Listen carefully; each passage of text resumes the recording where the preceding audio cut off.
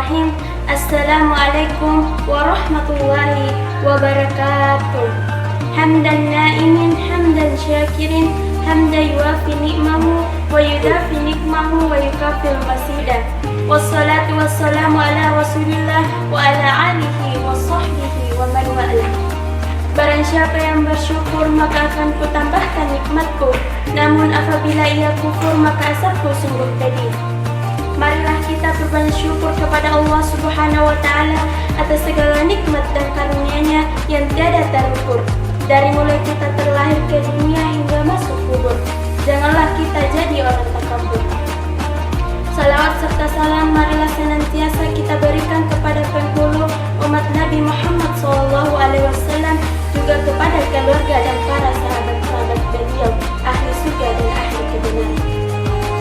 Pada kesempatan mulia ini, izinkan saya atas nama Ramadhani dari peserta didik SMK Negeri 5 Majene ingin menyampaikan sedikit ceramah singkat yang pesan syarat. Coba perhatikan kehidupan kita sehari-hari, yaitu ada bertetangga dalam Islam. Hadirin teman-teman yang saya cintai, indahnya Islam yang bukan hanya membimbing manusia dalam hal ibadah atau hubungan vertikal saja, tapi Islam juga mengajarkan bagaimana adab terhadap sesama manusia atau hubungan horizontal, terutama terhadap orang yang berdampingan dan tinggal berdekatan yang disebut tetangga. Siapakah tetangga kita? Dalam hadis Aisyah dan jumhur ulama mengatakan bahwasanya tetangga adalah orang yang tinggal berdekatan dengan kita sampai batasnya. Jarak 40 rumah dari segala arah, baik arah barat, timur, utara maupun selatan, itulah tetangga kita. Meskipun ia seorang muslim atau kafir, kerabat atau bukan, selama tinggal berdekatan, mereka memiliki hak untuk kewajiban untuk memudahkan tetangga. Banyak hadis yang mengatur kehidupan bertetangga dan kewajiban memudahkan tetangga. Sebagaimana Rasulullah SAW bersabda, barang siapa yang beriman kepada Allah dan hari akhir, hendaklah ia memuliakan tetangganya. Hadis Bukhari Muslim. Dari hadis lain, Rasulullah SAW bersabda, barang siapa yang beriman kepada Allah dan hari akhir, janganlah ia mengganggu tetangganya. Hadis Bukhari Muslim. Hadirin teman-teman yang saya cintai, adab bertetangga ini kita harus jalani sebagai bukti keimanan kepada Allah Subhanahu wa Ta'ala. Jaga lisan, perbuatan ataupun tingkah laku kita agar tidak menimbulkan kegesekan sosial. Terlebih sikap yang membuat tetangga kita sakit hati karena akan menimbulkan keburukan. Walaupun tetangga adalah bukan saudara kita, namun mereka lebih dari saudara. Mereka lah orang yang pertama kali mengetahui kejadian buruk yang suatu menimpa kita. Orang yang bisa diminta pertolongan saat keadaan darurat ataupun ketika musibah datang.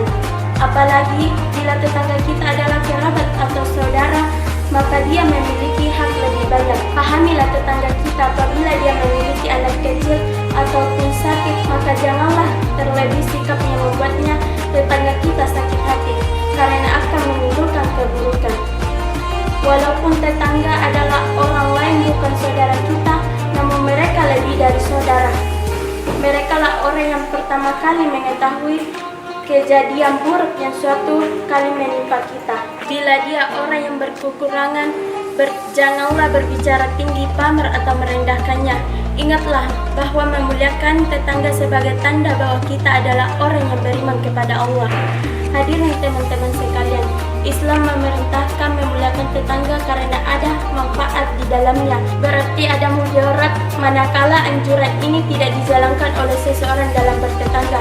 Tetangga adalah orang yang terdekat yang paling mengetahui hal-hal yang terjadi pada diri kita.